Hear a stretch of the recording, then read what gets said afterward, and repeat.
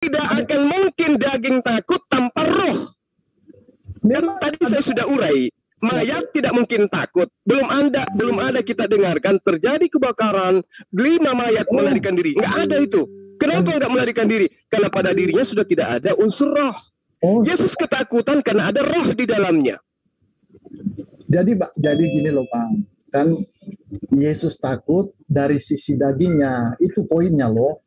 Aduh sahabatku, dagingnya Yesus tidak bisa takut tanpa roh di dalamnya. Memang Yesus sama roh satu.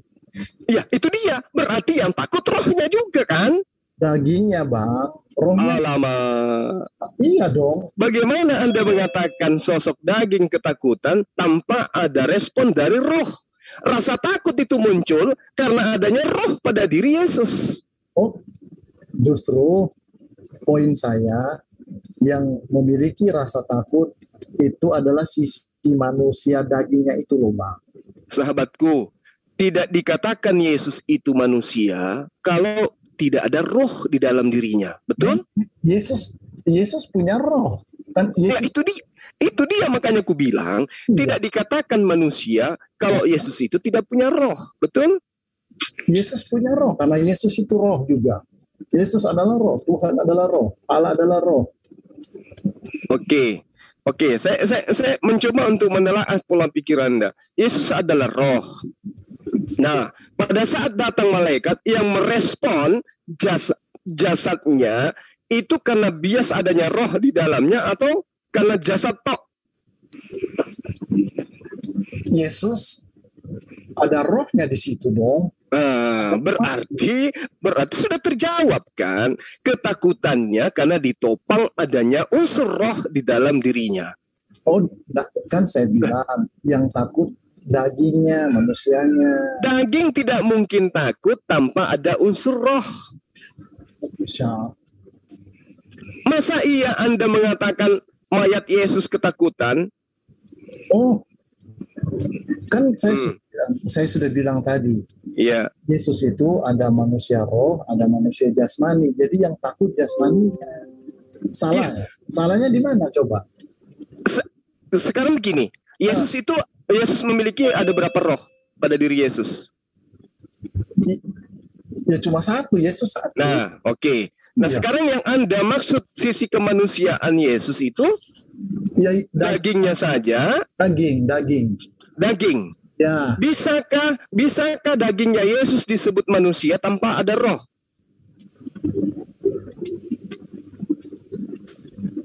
Gimana? Bisakah Yesus disebut manusia tanpa ada roh pada dirinya? Konteksnya masih hidup atau udah mati? Nah, itu dia. Pada saat malaikat datang, dia mati atau hidup? Oh, hidup dong. Nah, udah. Berarti yang ketakutan itu roh dan juga jasmaninya. Sisi kemanusiaannya yang takut. Iya, betul sisi kemanusiaan. Nah, sisi kemanusiaan itu roh dan jasmani. Ini tubuh itu punya 3. Kalau manusia, tubuh, ada lagi nih pelawak muncul. Tubuh, roh dan jiwa gitu. Terus jadi, Anda mau katakan bahwa Yesus di situ gangguan jiwa sampai dia lupa ingatan kalau dia adalah Tuhan, sampai dia harus takut. Itu kemanusiaan dari mana Anda mengatakan kemanusiaan rohnya satu hakikat, roh Yesus satu hakikat dan Allah Bapa gitu. Nah, berarti yang takut benar kan? Berarti yang takut itu adalah Allah Bapa yang ada pada diri Yesus kan? Saya sudah jelaskan bahwa manusia punya tubuh. Anda baru nongol kapan Anda jelaskan? Jiwa Yesus itu yang ketakutan gitu kan, akan mengalami kematian gitu kan. Nah, apakah dengar. Apakah mayat memiliki jiwa? Oh, kalau mayat kalau mayat kan tidak jiwa lagi. Nah, berarti ketika mayat tidak ada jiwa, tidak ada roh, berarti di situ juga tidak ada jiwa. Kamu harus tahu yang dimaksud jiwa itu adalah kehidupan. Roh dan juga jasad bersatu disebut jiwa. Kalau cuma roh tidak disebut jiwa, kalau cuma jasad tidak disebut jiwa. Menyatunya roh dan jasmani disebut jiwa. Anda jangan keliru di situ. Jadi kan yang ketakutan ataupun merasa takut apa segala macam khawatir itu kan Yesus kepada manusianya, jiwa manusianya gitu kan. Tapi roh Yesus yang Anda maksud, yang Anda sisi kemanusiaan Yesus itu yang mana sih sebenarnya? Ya, yang dia kan hidup seperti kita juga. Dia berarti termasuk rohnya kan? Bukan rohnya. Loh, berarti mayat Yesus yang Anda maksud kalau bukan rohnya. Roh Yesus tidak takut karena rohnya adalah Allah. Kalau rohnya Yesus tidak takut, bagaimana mungkin dia keringatan seperti itu? Karena Allah, kemanusiaannya kan yang kesikatan kemanusiaannya kan. Anda ini, roh kamu bisa keringatan. Sekarang begini. Sekarang nggak usah mayat. Biasakan diam kalau diberi kesempatan diam. Tapi kamu sekarang begini, jangan mayat. Orang-orang yang nyenyak tidur, padanya ada jiwa, padanya ada roh, padanya ada jasad. Ketika didatangi oleh hantu, orang yang nyenyak tidurnya ini ketakutan atau tidak? Saya tanya samamu. Gimana ceritanya mau takut sementara rohnya tidak respon terhadap keadaan? Roh itu menghidupkan saya, tapi yang merasa takut adalah jiwanya. Sekarang begini, bisa enggak mayat merasakan takut tanpa roh di dalam dirinya? Kalau mayat udah mati, Bang. Nah, berarti tidak ada roh kan? Kalau rohnya sudah tidak ada jiwa. Itu sadar Anda. Ketika Yesus ketakutan, apakah roh sudah meninggalkan tubuhnya? Oh, tidak dong. Nah, berarti dia hidup kan? Oh iya. Nah, berarti wajar kan dia ketakutan karena ada respon dari roh. Tidak dong, Bang. Lucu Anda ini. Lucu. Perasaannya itu perasaannya. Kamu saja, kita saja sebagai manusia kan perasaan kita yang tidak takut. Ada orang yang jadi itu bukan kita yang takut. Bukan roh, kamu tidak bisa membedakan Yesus itu dua sisi itu, kemanusiaan kalian itu yang kamu tidak paham. Di sinilah gunanya akal yang harus bekerja.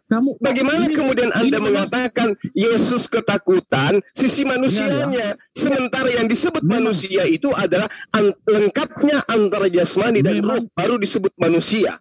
Kecuali Anda ingin mengatakan mayatnya Yesus yang ketakutan, Anda akan lucu juga di situ. Berarti yang ketakutan ini adalah bersatunya ruhnya Yesus dengan jasmaninya Yesus. Itulah yang ketakutan. Kemanusiaan Yesus itu harus dari dua sisi. Lucu Anda ini. Bagaimana Anda bisa mengatakan Yesus itu manusia tanpa roh?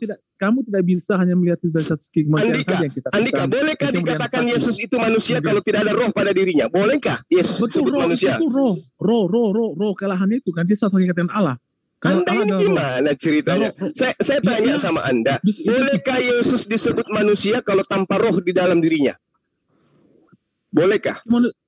Begini, ya itu kan menyatu. Kalian kemanusiaan itu menyatu. Nah itu dia makanya aku tanya samamu, bisakah Yesus disebut manusia tanpa ada roh di dalam dirinya? Tapi jiwa-jiwa yang ketakutan, kemudian jiwa-jiwa yang ketakutan. Kemudian kamu kayak lagunya ini Ahmad Dhani. Itu bagian dari jiwa Yesus sebagai manusia. Itu roh atau jiwa? Apa? Yang sakit itu jiwa atau roh? Ya, roh kamu bisa sakit ya. Enggak sakit. Yang sakitnya roh atau jiwa? Jiwanya yang sakit. Jiwanya yang sakit. Sekarang nggak usah terlalu jauh. Bisa nggak Yesus itu disebut manusia tanpa roh yang ada di dalam dirinya? Bisa nggak? Nggak usah terlalu jauh kalian ini. Sekarang saya tanya, apakah Yesus itu bisa disebut sebagai manusia kalau tanpa roh di dalam dirinya? Bisa nggak? Tidak bisa, karena itu menyatu. Karena itu menyatu. Yang kamu tidak paham adalah nggak usah terlalu bertele-tele. Ini kita berbicara mengenai Yesus yang ketakutan. Kamu mencari kelemahan, tapi sebenarnya kamu bukan mencari kelemahan. Ini mendeteksi kalau Anda lagi penyakit akal. Sekarang saya tanya, bisa tidak Yesus disebut manusia tanpa ada roh di dalam dirinya? Ayo. Saya tidak menyangka bahwa Yesus tidak punya roh. Anda cuma nyerocos, tidak ada ilmu. Nyerocos, tidak ada ilmu. Giliran ditanya, bisa tidak Yesus itu? Nanti kalau Anda begini bicaranya, nanti di-mute lagi nanti Anda. Yang sakit. Jangan yang sakit. Ini kita sedang bukan berbicara mengenai sakit atau tidak. Sekarang saya tanya sama kalian, bisa tidak Yesus itu disebut manusia tanpa roh di dalam dirinya?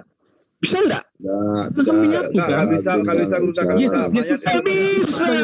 Berarti sisi kemanusiaan Yesus harus dilengkapi dengan roh. baru disebut manusia.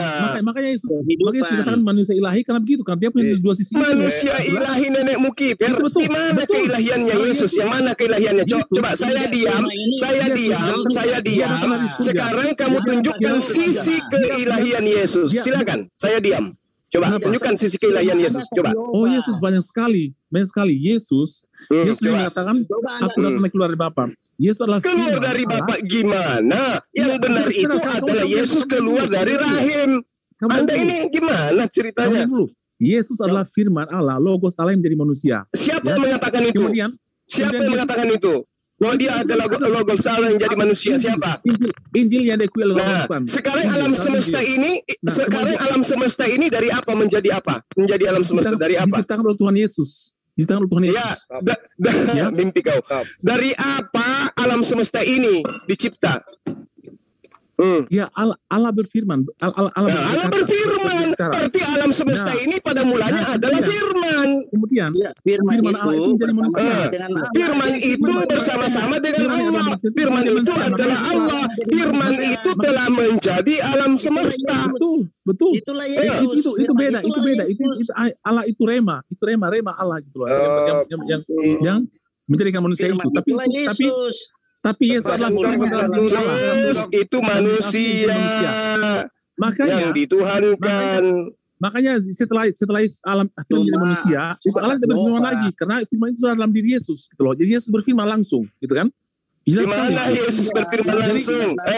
Kamu jangan nipu-nipu. Yesus berkata di dalam Yohanes 12 pasal 49, aku tidak berkata-kata dari diriku sendiri.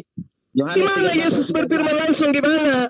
Ya betul. Yesus mengatakan misalnya gini, misalnya Yesus mengatakan, bangunlah. Kenapa Yohanes 13 nomor 13? Kenapa? Semuanya terjadi. Itulah Tuhan. Apa yang diterangkan di situ? Itulah Tuhan. Ya baca aja dulu. Masa saya ngajarin Anda? Coba Anda baca. Bangunlah. Apa yang Anda ingin jual di situ di Yohanes 13 nomor 13 apa? Yesus mengatakan misalnya anakmu udah sama telah diampuni. Itu Tuhan yang mengatakan seperti itu. Tuhan yang mengatakan seperti itu. Atau misalnya saat ini juga aku bersama. Jadi kalau saya mengatakan dosamu telah diampuni berarti saya Tuhan gitu.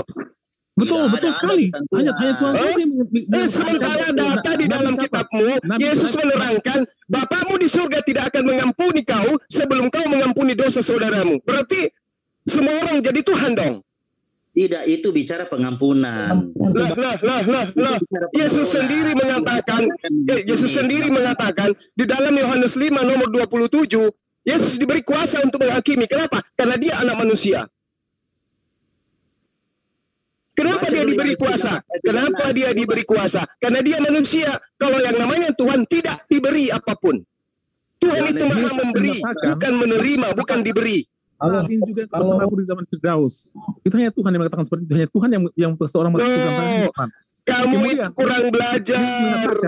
Kamu itu tidak pernah belajar. Yang ada di hadapanmu itu cuma iman tok. Belajar dong. Yesus mengatakan apa? Dengar dulu. Itulah perkataan Injil. Bukankah di dalam kitab Tauratmu dikatakan, kata Yesus, siapapun yang diserahi tugas untuk menyampaikan firman, maka dia adalah Allah, maka dia adalah Tuhan. Jadi kalau Yesus mengaku Tuhan, itu karena dia penyampai firman. Itu berbeda. Jadi gini.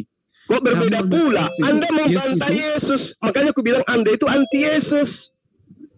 Justru kamu yang anti Yesus. Kalau saya anti Yesus, maka saya akan menuhankan Yesus seperti Anda. Di mana Yesus memerintahkan menyembah kepada Tuhannya, Anda justru menyembah kepada Yesus. Itu adalah Tuhan itu sendiri. Nenekmu kiper dari mana ke mana. Aku datang bukan atas kehendakku sendiri. Aku berkata-kata bukan dari diriku sendiri. Apa yang aku lakukan adalah apa yang diperintahkan oleh Tuhanku untuk aku lakukan. Dari mana sisi ketuhanannya? Itulah yang kamu tidak paham. Guru dan juga Tuhan. Hal kamu sebenarnya guru dan Tuhan nenekmu kiper. Di situ kurius itu artinya Tuhan, orang yang terpandang. Dia adalah pengembala, dia adalah pemimpin, dia seorang guru, dia seorang dosen, bukan Tuhan dalam perspektif orang Indonesia. selain Tuhan juga Tuhan gitu loh. Dan Yesus ini memang Tuhan karena dia punya sekalian, dia berasal dari surga. Halo. Kamu semakin banyak ngomong kamu, semakin kamu itu jauh dari ajaran Yesus. Yesus mengatakan di dalam Yohanes 4 nomor 34, makananku adalah melakukan kehendak Dia. Kehendak Dia yang mengutus aku dan menyelesaikan pekerjaannya. Jadi pekerjaan apa yang Yesus lakukan yang membuat kamu menganggapnya Tuhan? Pekerjaan yang mana? Dia punya kenabian juga, keguluan. Saya tanya samamu, pekerjaan yang mana yang Yesus lakukan yang membuat kamu menganggapnya Dia Tuhan? Pekerjaan yang mana? Mengampuni dosa. Nah, itu semua adalah pekerjaan yang dikehendaki oleh Tuhan untuk Yesus lakukan. Tapi dia melakukan sendiri. Dia bilang, bangunlah. Nenekmu kipir, aku tidak dapat berbuat apa-apa dari diriku sendiri. Ya, gimana sih Anda ini? Itulah karena Yesus. Pak Adit. Cuma bisa bicara enggak? Oke, aku tidak dapat berbuat apa-apa dari diriku sendiri loh. Gimana saudara ini? Berarti apa yang dilakukan? Jadi gini, silakan. Pak Adit. Bahwa Pak Adit, Pak Juma, boleh saya bicara? Ya. Silakan Bang. Baik, saya Adi. Jadi akar masalahnya tadi di Lukas 22 ayat 42 sampai 44 saya bacakan. Silakan. Ya Bapakku, jikalau engkau mau, ambillah cawan ini daripadaku. Tetapi bukanlah kehendakku, melainkan kehendakmu yang terjadi. Maka seorang malaikat dari langit menampakkan diri kepadanya untuk memberi kekuatan kepadanya. Ia sangat ketakutan dan makin bersungguh-sungguh berdoa. Peluhnya menjadi seperti titik-titik darah yang tetes ke tanah. Yang jadi pertanyaan saya, Yesus takut kepada cawan atau kepada malaikat? Saya jelaskan ya. Tunggu dulu, Andika, kamu diam. Biarin biarkan Kristen ngomong, jangan dikeroyok. Saya Kristen. Yang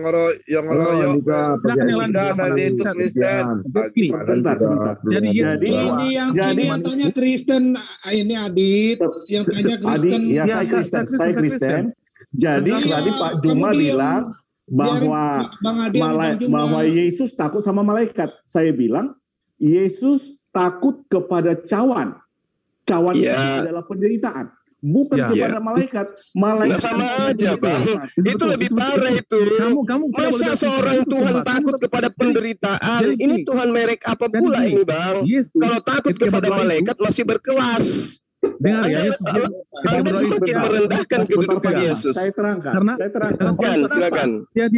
Anda boleh menerangkan, tapi yang satu ini suruh diam dulu, ini pantat ayam. Dia tahu. Si pantat ayam yang tidak ada ilmu ini disuruh diam dulu kalau Anda mau menerangkan. Oke, satu-satu. Memang fakta coba lihat tuh. Coba, tidak ada berhenti-berhentinya tuh ngomong tuh teman. Kurang beradab itu ya. Biarin kasih Iya, aku ambil alih dulu. Siapa guru pantat ayam itu? Sebentar dulu, gini. Andika, dulu. Karena itu penting gitu loh. Karena gini, terima kasih dulu, Bapak sedikit minit perbenaran dulu. Ya, yang mana sih yang mau berbicara? Silakan. Yang tadi yang Yesus takut kepada cawan, silakan. Saya bicara ya. Jadi ini nggak mau diam ini, nggak bisa diam ini orang. Adit dulu. Adit ya, oke sip. Ya aman sudah, silakan dilanjut Brethren Wais dan Guru Nazuma. Bukan Pak Adi mau ngomong katanya Pak. Ya, yang menerangkan tentang cawan tadi silakan. Ya, yang Pak Adi. Oh, Pak Adi. Aku taruh waiting room. Hah? Tadi yang ganggu siapa? Tadi si Adit. Adit benar. Ya, nggak apa-apa ya. Jadi gini semua. Oh ya udah ya. Andika, Anda diam. Jadi begini. Kenapa kamu? Anda tidak ada ilmu. Anda tidak ada ilmu. Bagi saya, Anda itu cuma pelawak. Anda diam. Saya butuh.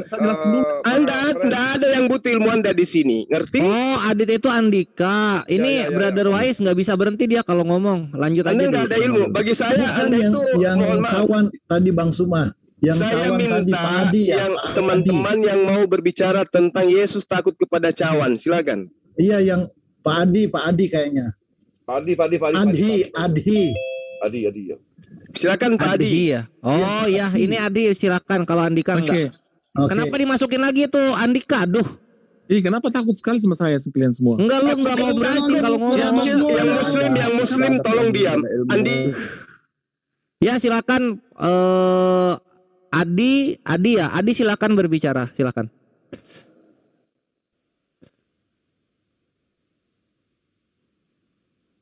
Ayo silakan Saudara Andi. Apa yang Anda ingin sampaikan tentang Yesus ketakutan kepada cawan? Silakan.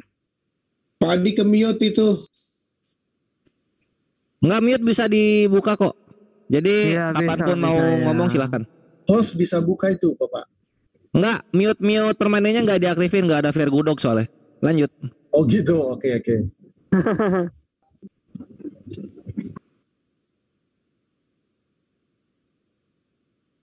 Silakan Pak. Bilang suruh buka mute-nya itu, nggak tahu mungkin buka mute-nya dia.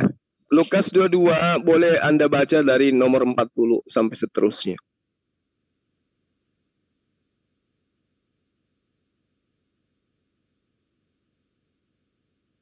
Kemana? Diam dia, Guna. Dibuka mute kan, Adi tadi mute-nya belum dibukanya itu. Sepatutnya nggak dibuka-bukanya, nggak ngerti dia mungkin. Sudah. Oke, sudah. Oke, silakan Pak Adi. Makasih. Di mana tadi ayatnya? Lukas 22, Bang. Lukas. Oke. Lukas 22 itu, ya Bapakku, jikalau engkau mau, ambillah cawan ini daripadaku. Tetapi bukanlah kehendakku, melainkan kehendakmu yang terjadi. Di sini doa Yesus berharap agar Yesus tidak disalib. Cawan itu adalah bahwa seluruh dosa manusia akan ditanggungkan kepada Yesus. Jadi kalau di Galatia 3 ayat itu kan terkutuklah orang yang tergantung di kayu salib. Makanya dengan disalibkan Yesus, maka Yesus terkutuk. Jadi semua dosa manusia ditanggungkan sama dia. Untuk menanggung dosa itulah ketakutannya Yesus. Tetapi bukan kehendakku.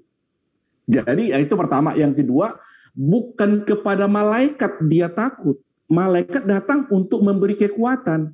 Malah masa kepada malaikat yang memberi kekuatan ketakutan? Nah, di situ. Oke? Jadi tentang Yesus adalah Allah, saya mau terangkan sebenarnya bahwa Yesus itu adalah firman yang di sorga. Di sorga ada Bapa, Firman, Roh Kudus. Ketiganya satu. Kenapa Yesus turun dari sorga? Karena semua nabi yang diutus ke Israel ditolak oleh Israel. Akhirnya Tuhan sendiri turun menyampaikan firman-Nya. Jadi untuk membuktikan dia turun, dia dilahirkan sebagai manusia. Itulah di Matius 1 ayat 18 sampai 25. Jadi bukan anak Maria Yesus itu, tapi anak Allah. Jadi kenapa Yesus dikatakan Allah? Karena memang Yesus itu adalah Allah, satu-satunya Allah. Pak Juma sudah bilang di Yohanes 17 ayat 3, engkau satu-satunya Allah yang benar. Engkau itu adalah Bapa. Bapa yang di mana? Bapa yang di sorga. Di sorga itu siapa? Bapa, Firman, dan Roh Kudus. Ketiganya satu. Jadi ketika Firman menjadi manusia, Firman yang dimaksud adalah Allah. Sehingga manusia, Yesus itu adalah Firman yang menjadi manusia. Selama di dunia dia manusia. Menyampaikan firman untuk menggantikan nabi-nabi yang semua ditolak oleh orang Israel. Jadi kata-kata Yesus selagi di manusia itu adalah kata-kata yang diucapkan pada posisi dia sebagai manusia. Yesus tidak perlu mengaku bahwa dia Tuhan, karena dia turun untuk diutus untuk memberikan hidup yang kekal. Kalau dia hanya nabi, bisa nggak seorang nabi memberikan hidup kekal? Itu, sekian. Silakan lanjutkan. Baik. Terima kasih Bang atas paparannya. Saya menghargai yaitu pola iman yang Anda sajikan di kita di Muslim ini. Tapi saya hanya ingin mengungkapkan ungkapan sesuai dengan data yang ada di dalam kitab saudara saya ini. Kalau di awal tadi saudara mengatakan Yesus tidak takut kepada malaikat. Yesus tidak takut kepada tetapi takut kepada cawan, supaya Yesus itu takut terhadap penyaliban, karena di penyaliban itu nanti dia akan menanggung dosa-dosa. Ini kontradiksi ketika Abang mengatakan Yesus itu adalah Bapa itu sendiri. Sangat kontradiksi. Karena Bapa itu nggak pernah takut kepada siapapun. Justru kedatangannya adalah untuk menanggung dosa menurut konsep Anda. Tapi kenapa dia harus takut terhadap itu? Kalau berupaya agar supaya Yesus tidak takut kepada malaikat, tapi faktanya Yesus ketakutan, Yesus kelaparan, Yesus juga mengantuk dan seterusnya. Artinya adalah lebih baik dia takut kepada malaikat daripada takut terhadap yang lain. Itu satu. Kemudian, kalau saudara mengatakan bahwa Bapa nuzul menjadi manusia karena nabi-nabi sebelumnya ditolak, faktanya Yesus juga ditolak. Kalau yang lain malah lebih terhormat. Yesus malah cuma dapat 11 pengikut, Pak. Malah kalau kita meneliti lebih jauh, Yesus berpesan agar jangan ke bangsa lain. Tapi di data yang ada di dalam kitab Anda, justru yang Anda katakan sebagai pengikut, murid, rasul, melanggar semua perintah itu. Sampai ke Indonesia dia mengajarkan sesuatu yang konon ceritanya dari Yesus. Padahal Yesus berpesan kepada ke-12 muridnya agar jangan ke bangsa lain. Itu di dalam Matius 10, nomor 5, nomor 6. Ya. Nah, sedikit lagi Bang, sedikit lagi. Kalau kemudian Abang mengatakan bahwa Yesus itu adalah Tuhan yang berubah atau nusul atau apapun atau dilahirkan, dan Anda mengatakan dia bukan anak Maria. Wah, ini lucu ini Bang. Karena kenapa? Gabriel justru diperintahkan datang kepada Maria agar Maria mau mengandung dan melahirkan seorang anak. Jadi kalau Anda mengatakan Tuhan yang dilahirkan, berarti Tuhan yang menurut keimanan Kristen adalah roh, merubah bentuknya menjadi manusia, bentukan baru. Sementara di dalam kitabnya Bani Israel, Yesaya 43 nomor 10, engkaulah saksi-saksiku, tidak ada Tuhan yang dibentuk sebelum aku, dan tidak ada Tuhan yang dibentuk setelahku. Tapi ternyata dengan beraninya Anda mengatakan ada Tuhan dibentuk dalam rupa manusia. Nah, lalu terakhir dari saya, Anda mengambil Yohanes 17 nomor 3.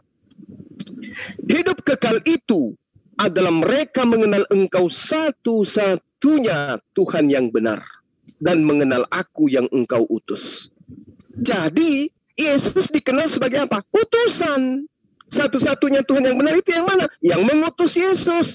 Tapi Anda kemudian mengatakan, tapi hanya dia yang mampu memberikan hidup kekal. Tunggu dulu.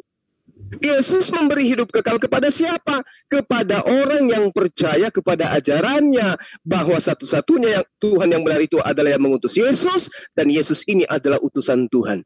Kalau menolak Yesus sebagai utusan Tuhan, meskipun percaya kepada Tuhan yang mengutus Abraham dan seterusnya, itu tidak akan sampai kepada hidup kekal. Syarat hidup kekal menurut Yesus adalah percaya kepada Tuhan yang mengutusnya dan percaya kepada Dia sebagai utusan Tuhan. Itu hidup kekal itu. Kalau Anda masuk ke dalam kategori itu, maka Anda mendapatkan hidup yang kekal.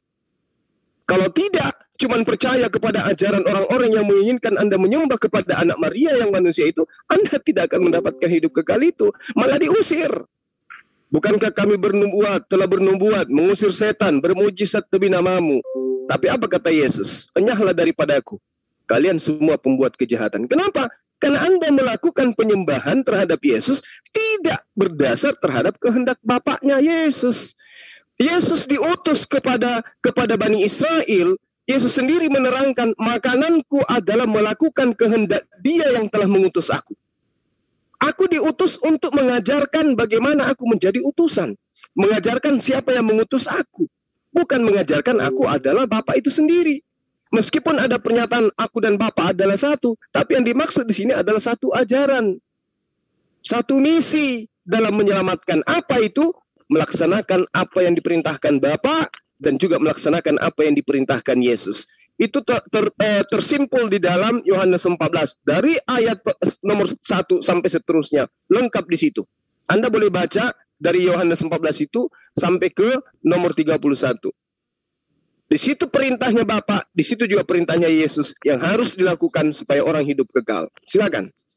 Baik, jadi saya mau terangkan dari awal bahwa di Ibrani, saya bacakan di Ibrani 1 ayat 1 sampai 2, setelah pada zaman dahulu Allah berulang kali dan dalam pelbagai cara berbicara kepada nenek moyang kita dengan perantara nabi-nabi, maka pada zaman akhir ini ia telah berbicara kepada kita dengan perantaraan anaknya yang telah ia tetapkan sebagai yang berhak menerima segala yang ada. Oleh dia Allah telah menjadikan alam semesta. Jadi saya sudah katakan tadi, setelah seluruh nabi ditolak Israel, akhirnya Allah sendiri turun dalam rupa manusia. Itu pun ditolak. Ya, bahkan dibunuh. Saat Yesus memiliki murid 12, Yesus hanya perintahkan kepada Israel. Benar. Itu pun ditolak. Yesus dibunuh. Sampai Yudas Iskariot bunuh diri, gantung diri.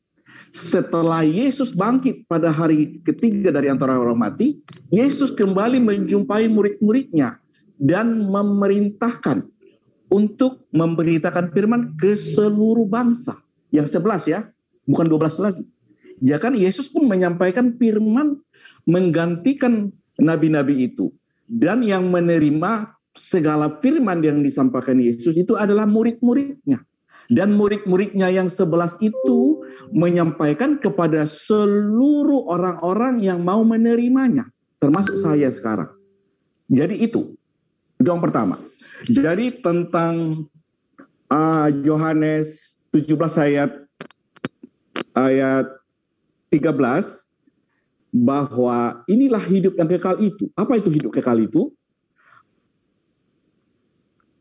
Inilah hidup yang kekal itu, yaitu bahwa mereka mengenal Engkau. Engkau di sini adalah Bapa, satu-satunya Allah yang benar.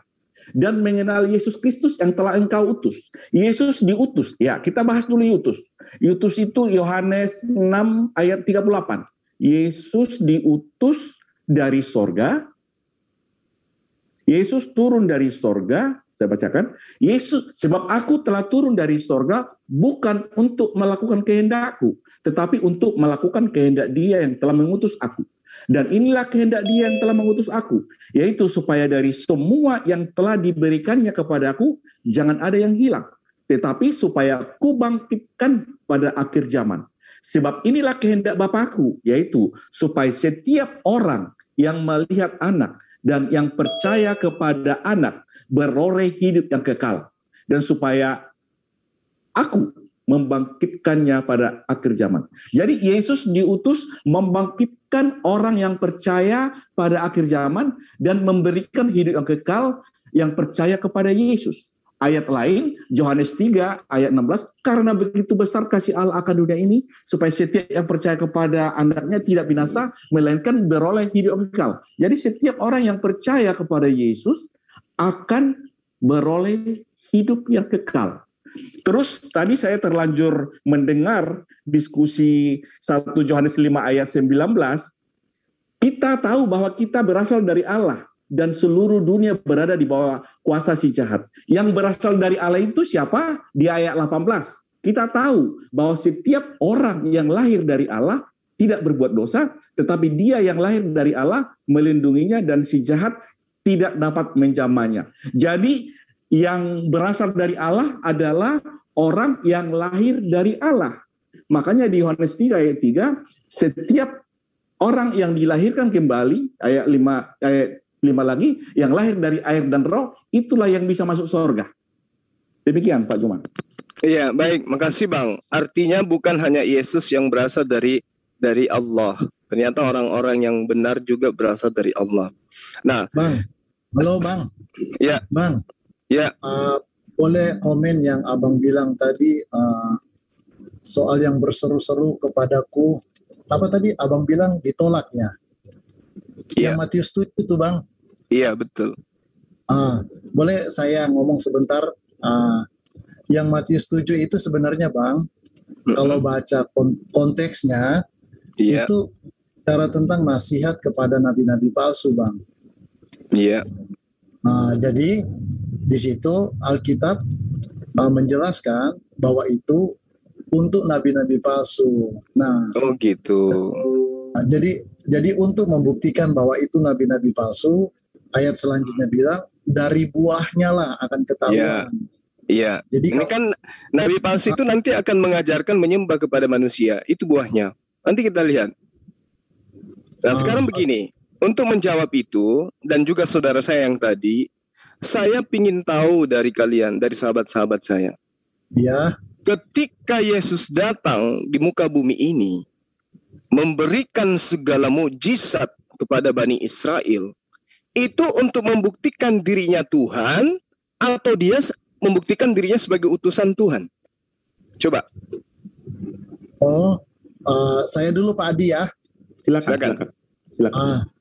Jadi sebenarnya gini loh Bang. Iya.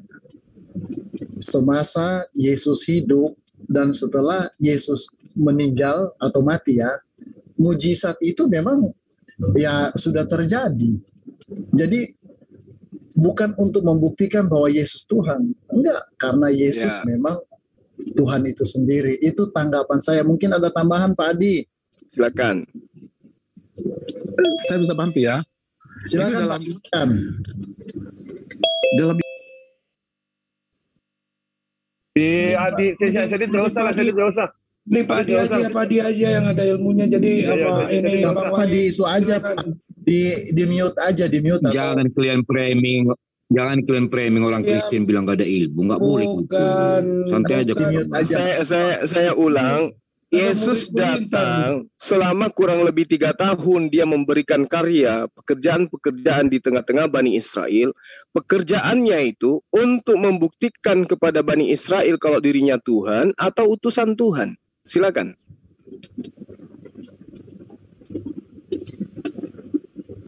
Pak Adi mau jawab, silakan Pak.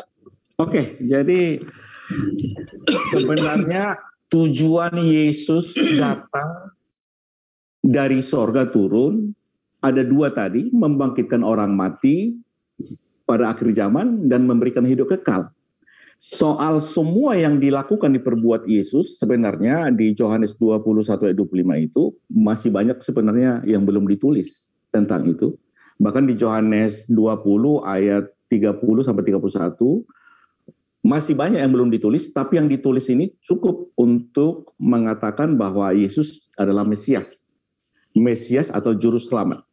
Jadi udah terlanjur tadi Pak Juma katakan Yesaya 43 ayat 10. Saya baca di bawahnya Yohanes 43:11, aku Tuhan adalah juru selamat. Di Lukas 2 ayat 11, Yesus juru selamat adalah 1.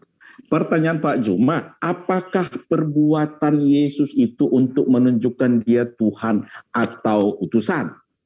Saya sudah terangkan bahwa Yesus adalah Tuhan yang menjadi manusia untuk menyampaikan firman karena semua nabi-nabi telah ditolak. Bahkan dia sendiri pun ditolak.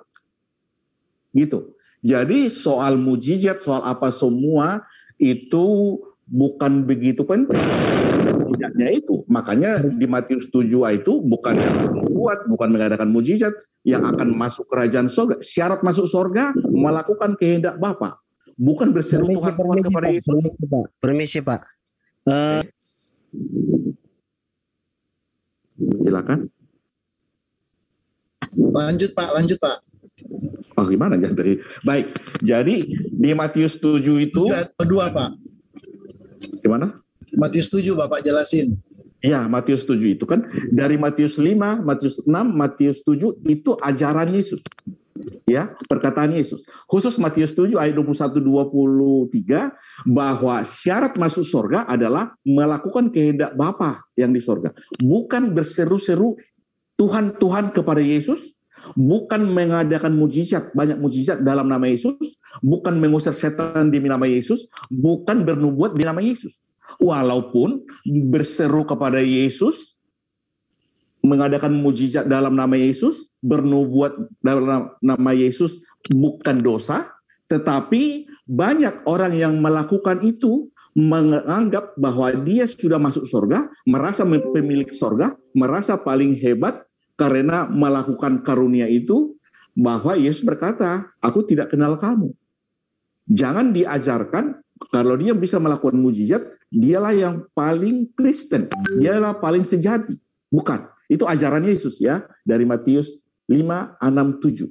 Itu pengajaran-pengajaran Yesus. Jadi banyak perumpamaan yang Tuhan Yesus lakukan ketika banyak orang beserta dengan murid Yesus. Ketika murid Yesus diajari oleh Yesus, Yesus tidak mengatakan perumpamaan-perumpamaan. Tertulis data saya di Markus 4 ayat 33 sampai 44. Saya bacakan.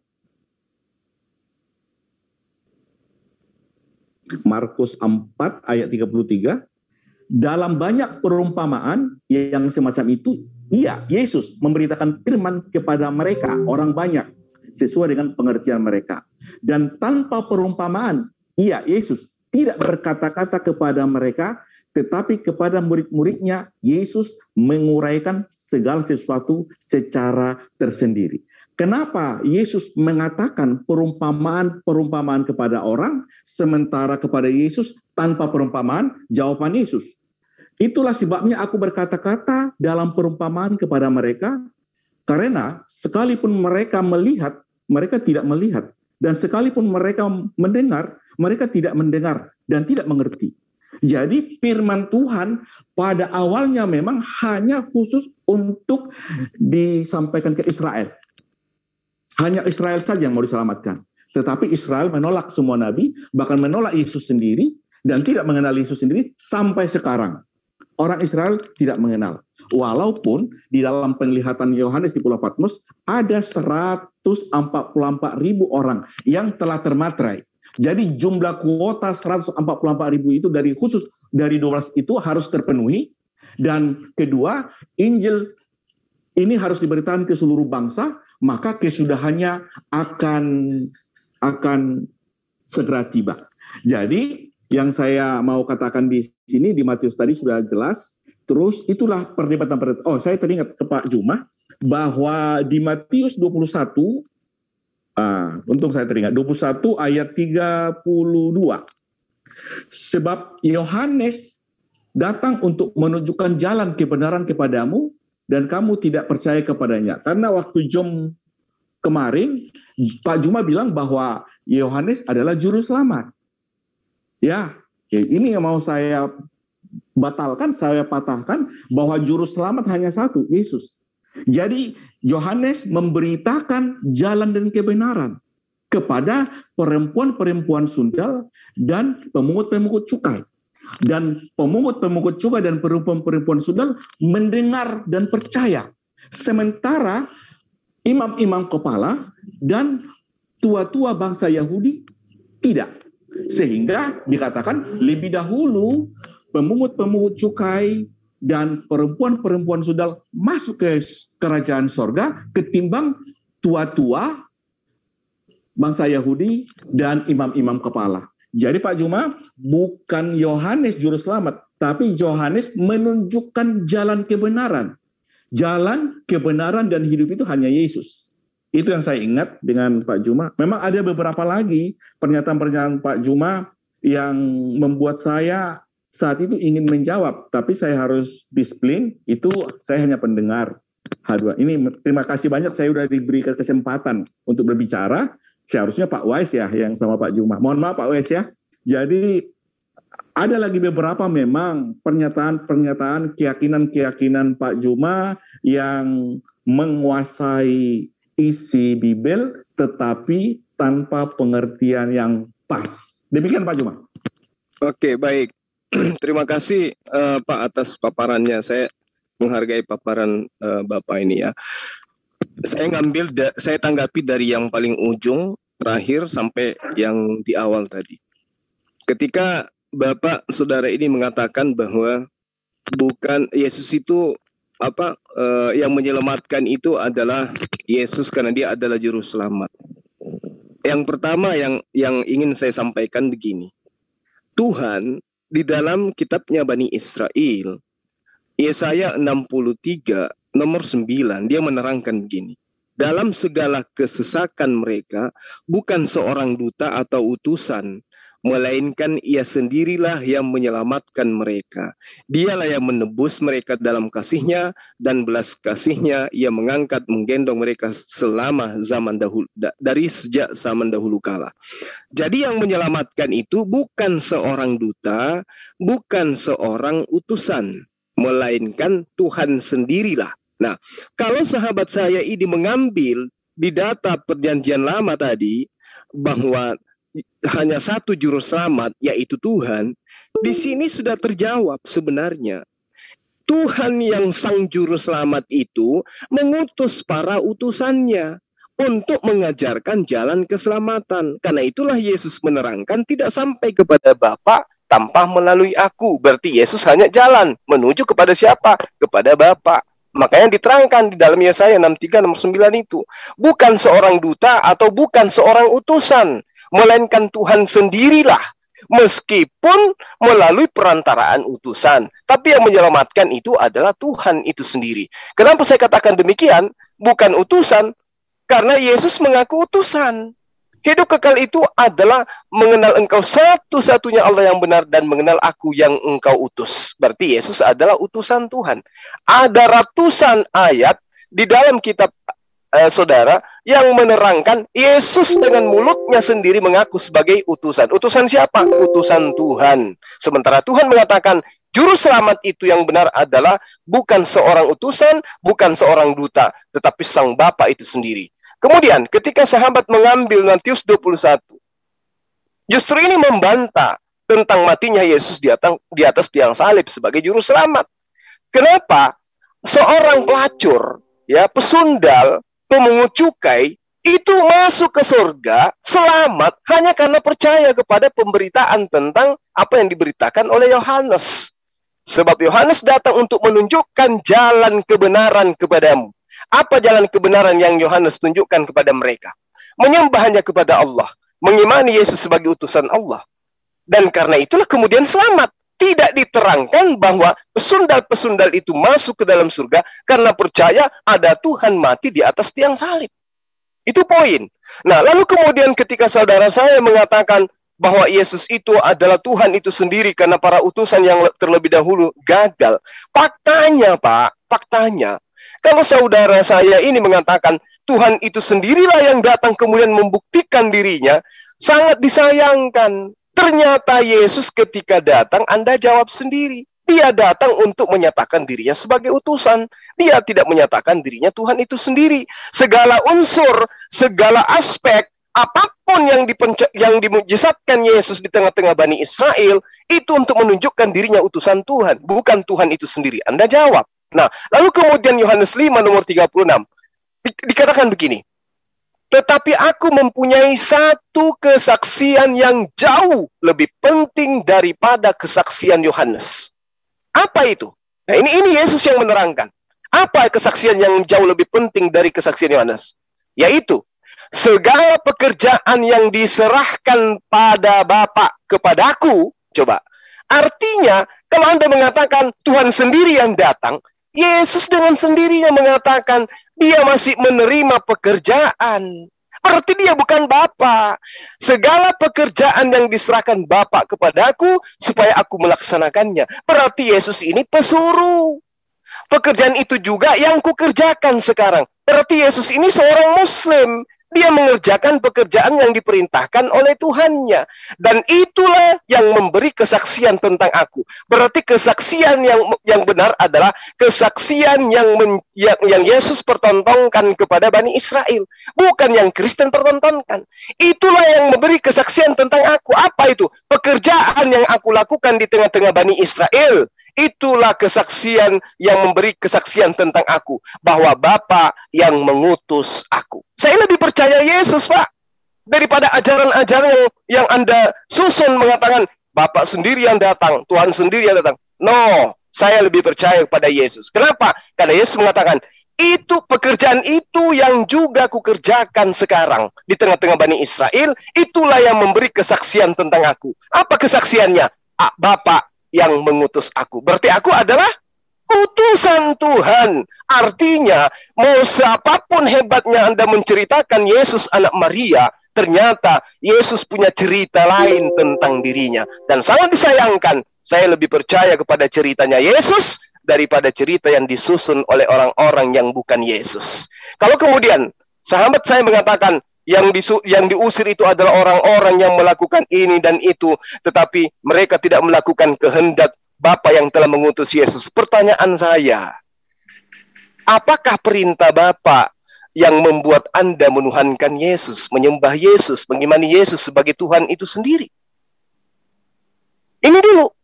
Anda menyembah Yesus yang adalah manusia, yang mengatakan bahwa pekerjaan yang kulakukan itu adalah pekerjaan yang menjadi saksi tentang aku, bahwa aku adalah utusan Tuhan.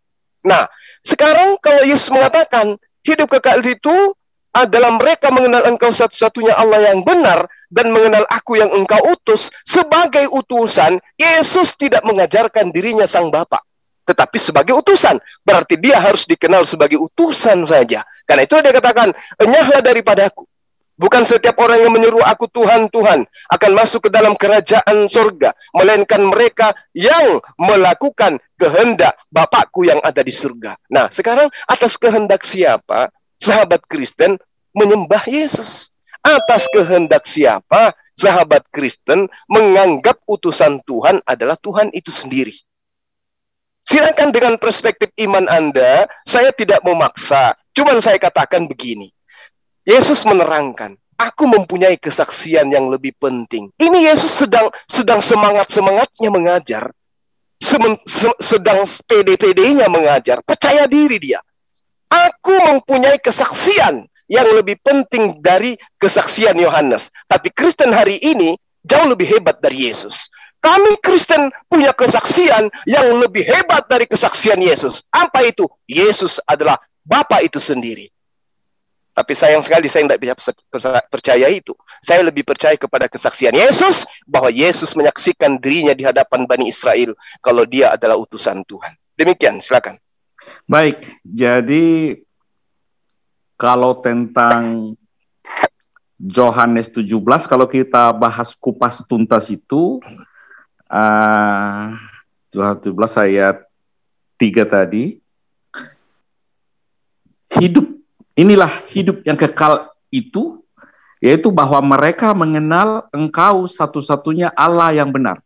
Engkau itu, saya tadi lupa mengatakan bahwa engkau itu adalah Bapa.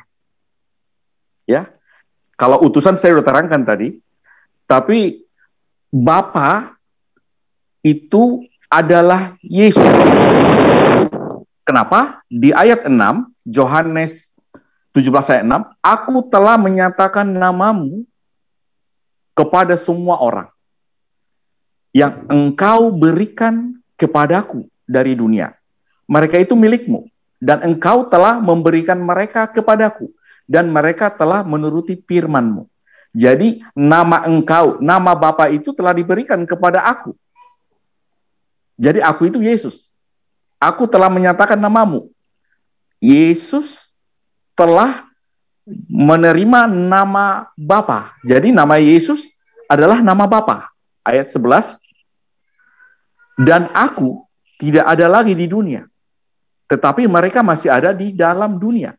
Dan aku datang kepadamu. Ya Bapa yang kudus, peliharalah mereka dalam namamu, yaitu namamu yang telah engkau berikan kepadaku, supaya mereka menjadi satu sama seperti kita.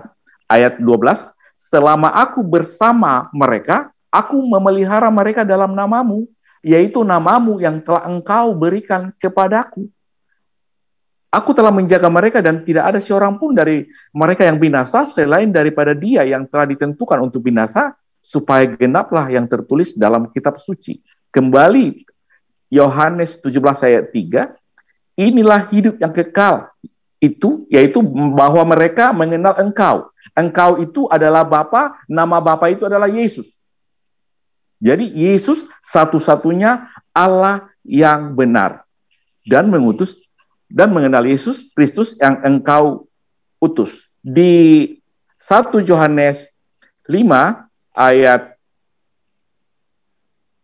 20, 1 Yohanes 5 ayat 20 berkata, akan tetapi kita tahu bahwa anak Allah telah datang dan telah mengaruniakan pengertian kepada kita, supaya kita mengenal yang benar, dan kita ada di dalam yang benar, di dalam anaknya, Yesus Kristus. Yesus Kristus adalah Allah yang benar dan hidup yang kekal. Yohanes 17 ayat 3 tadi, inilah hidup kekal itu. Sekarang hidup kekal itu adalah Yesus Kristus, Allah yang benar dan hidup yang kekal. Terus tentang Yohanes 5, banyak dimengerti ayat per ayat. Baik, kebanyakan di ayat 30, aku tidak dapat berbuat apa-apa dari diriku sendiri. Hanya sebatas ini dikutip, tidak berbuat apa-apa. Tetapi di ayat setelah kata itu, aku menghakimi sesuai dengan apa yang aku dengar. Yesus adalah hakim. Di ayat 27, dan ia telah memberikan kuasa kepadanya untuk menghakimi, karena ia adalah anak manusia. Di ayat 22, Bapa tidak menghakimi siapapun, melainkan telah menyerahkan penghakiman itu seluruhnya kepada anak. Jadi yang menghakimi seluruh manusia nanti adalah Yesus. Terus ada lagi ayat di ayat 19, maka Yesus menjawab mereka, katanya, aku berkata kepadamu, sesungguhnya anak tidak dapat mengerjakan sesuatu dari dirinya sendiri, jikalau tidak ia melihat Bapa mengerjakan. Sebab apa yang dikerjakan Bapa, itu juga yang dikerjakan anak. Ayat 21, sebab sama seperti Bapa membangkitkan orang-orang mati dan menghidupkannya, demikian juga anak menghidupkan barang siapa yang dikehendakinya. Jadi, saya dari awal tadi, ketika Nabi yang diutus oleh Allah untuk menyampaikan firman-Nya kepada orang Israel seluruhnya menolak. Akhirnya dia sendiri turun, ditolak juga, bahkan dibunuh. Dia bangkit, dikatakan juga, masih ditolak juga. Tetapi Yesus mencari murid yang 11, karena tinggal 11 karena satu gantung diri. Tetapi tetap Yesus sudah cinta mati kepada orang Israel, harus menyelamatkannya sampai jumlah sesuai penglihatan Yohanes di Pulau Patmos 144.000 itu. Itu harus genap dan itu termeterai. Dan di luar itu masih banyak yang tidak terhitung jumlahnya. Demikian Pak Juma. Baik, makasih Bang atas paparannya. Ya, lagi-lagi saya katakan bahwa saya tetap saja percaya kepada kesaksian Yesus daripada saksi Yehova. Sejelas Anda saksi Yehova. Daripada kesaksian yang Anda sebutkan. Ketika Anda berbicara mengenai Yohanes 17, Anda lupa di situ Yesus berdoa kepada Sang Bapa. Kalau ada esensi, ada pribadi yang berdoa kepada Bapa, itu sudah pasti bukan Bapa itu sendiri. Lalu kemudian di dalam Yohanes 17, Anda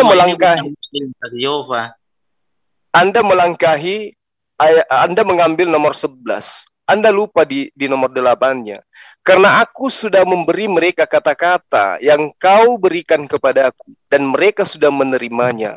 Mereka benar-benar sudah tahu bahwa aku datang sebagai wakilmu. Aku datang sebagai wakilmu. Aku datang sebagai dutamu. Mereka sudah percaya bahwa engkau mengutus aku. Semua bukan Muslim, saksi Yehova. Yesus ketika berbicara mengenai mereka, Yesus sedang berbicara mengenai Bani Israel. Tidak berbicara mengenai Kristen. Dia berbicara mengenai Bani Israel. Lalu kemudian kita harus melihat bahwa kalau sahabat saya mengimani Yesus adalah Bapa itu sendiri, ya mohon maaf saya harus mengatakan kepada Anda kena terhadap 2 Yohanes 1 nomor 7. Sebab banyak penyesat telah muncul dan pergi ke seluruh dunia yang tidak mengaku bahwa Yesus Kristus telah datang sebagai manusia. Itu adalah penyesat dan antikristus. Nah, sekarang Anda mengatakan Yesus itu adalah Bapa itu sendiri. dengan sendirinya Anda mengakui Yesus bukan manusia. Karena Bapa itu diterangkan bukan manusia dan bukan anak manusia. Sementara Yesus dikatakan dia datang sebagai manusia, dan di dalam kitab Ibrani 13:8 diterangkan Yesus Kristus tetap sama, baik kemarin maupun hari ini dan sampai selama-lamanya.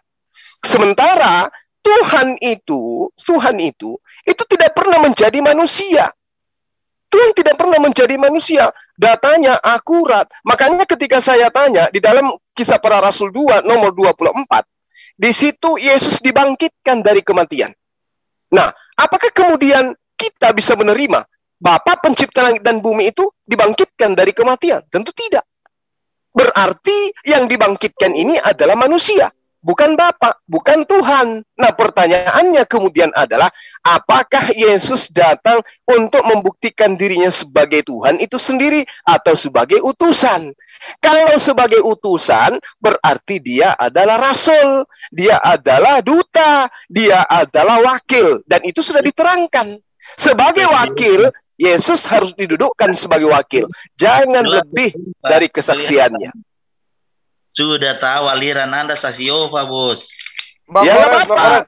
Mau saya saksi Yehova, yang jelas saya beriman berdasarkan terhadap apa yang Yesus ajarkan tentang dirinya. Dia adalah wakil Tuhan. Dia adalah rasul. Saya boleh speak up tidak?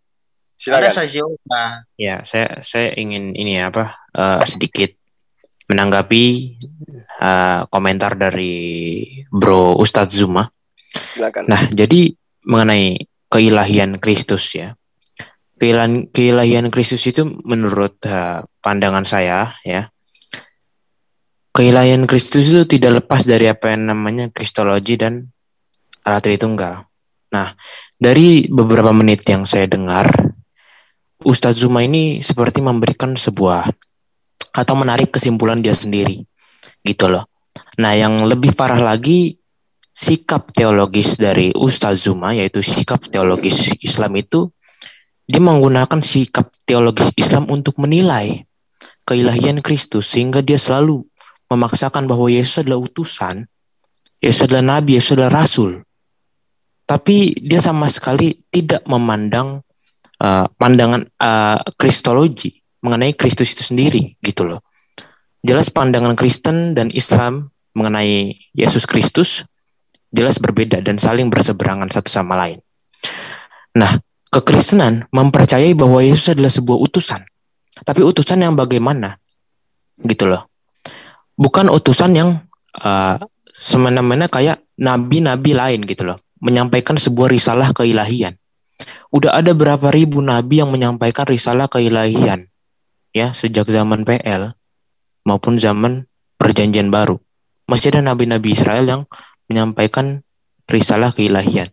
Tapi dalam konteks kekristenan, utusan yang dimaksud bukanlah utusan yang dipercayai atau yang dipahami oleh teman-teman dari Muslim.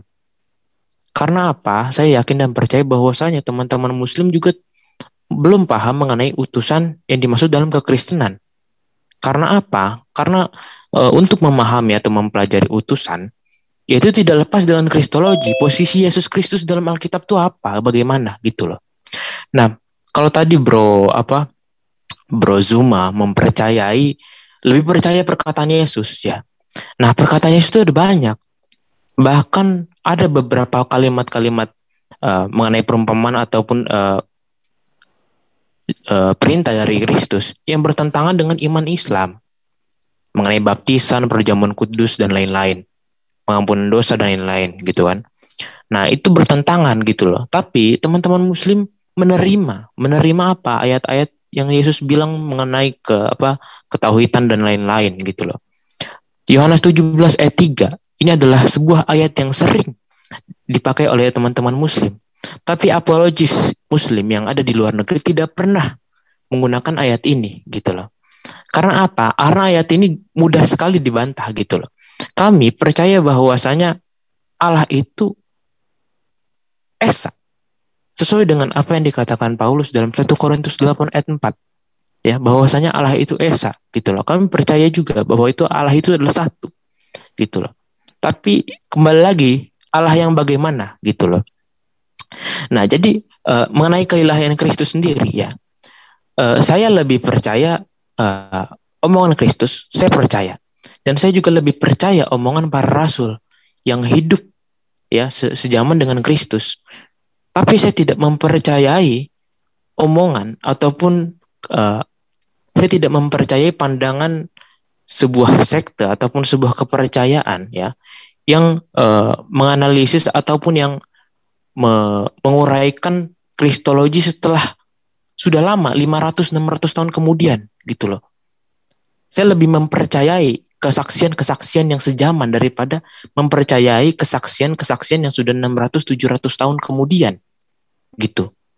Nah, kesaksian para rasul sendiri ya bahwasanya tadi saya mendengar bahwasanya Kristen tuh menuhankan Kristus ya kan, ataupun Paulus yang menuhankan Kristus. Sebenarnya yang menuhankan Kristus itu bukan Paulus, murid-murid terdekat seperti Yohanes dan lain-lain itu terlebih dahulu mendeklarasikan keilahian Kristus. Nah, ini ada salah satu blunder lagi bahwasanya Muslim tuh mengatakan bahwasanya Yesus sebagai Tuhan ya. Tuhan itu peribahasa itu bagaimana gitu loh. Ya kan? Kayak Yohanes 13 ayat 13 aku guru kamu manggil aku guru dan Tuhan gitu. Kamu itu benar gitu kan. Nah, saya juga memahami itu bahwa Tuhan itu berasal dari bahasa Melayu ya kalau tidak salah yang mungkin artinya Tuhan gitu loh. Tapi ya dalam perjanjian baru sendiri pendeklarasian Tuhan ya pendeklarasian keilahian Kristus bukan Tuhan sebenarnya ya, bukan Tuhan, bukan Kyrios, bukan, tapi dan anak Allah ya. Dan sekali lagi anak Allah itu adalah sebuah gelar kemesiasan Kristus. Dan firman Allah itu adalah sebuah pendeklarasian mengenai Yohanes 1 ayat 1 bahwasanya Yesus adalah firman Allah. Yohanes 1 ayat 3 firman Allah juga menciptakan.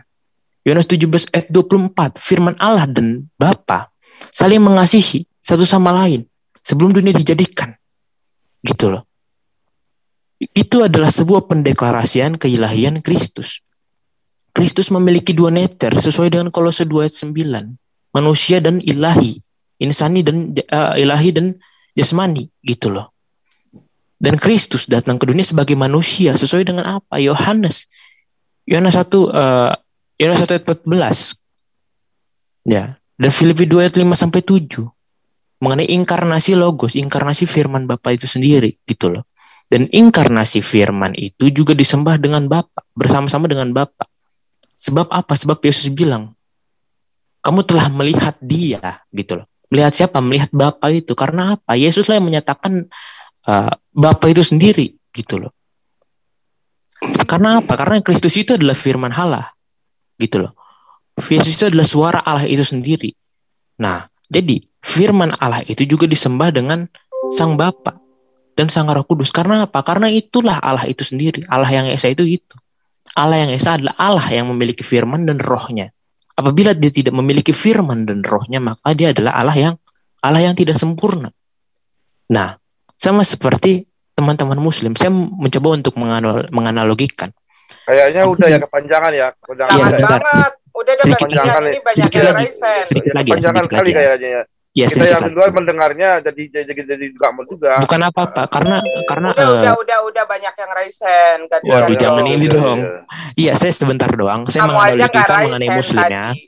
Iya, saya menganalogikan mengenai Muslim. Allah Subhanahu Wa Taala memiliki firman, ya, memiliki kalamnya gitu loh.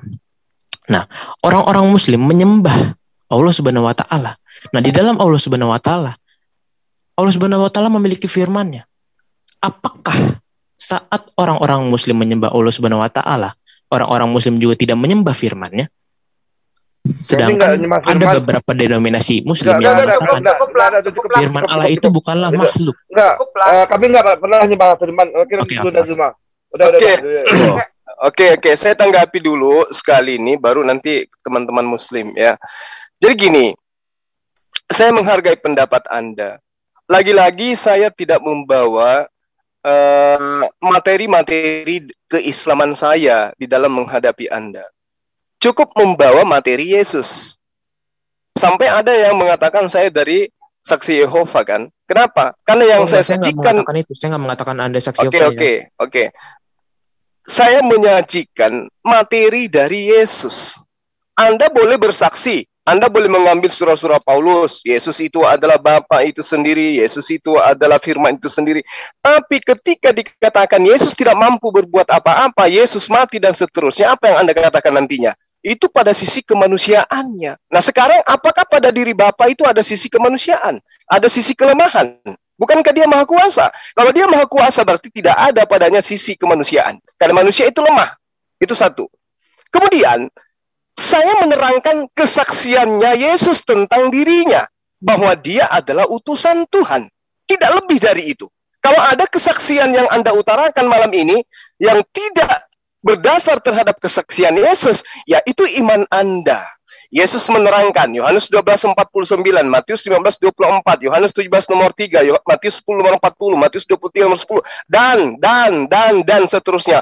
Yesus yang telah engkau utus, aku diutus kepada Bani Israel, Bapa Tuhan di surga yang telah mengutus aku. Yesus mengaku utusan.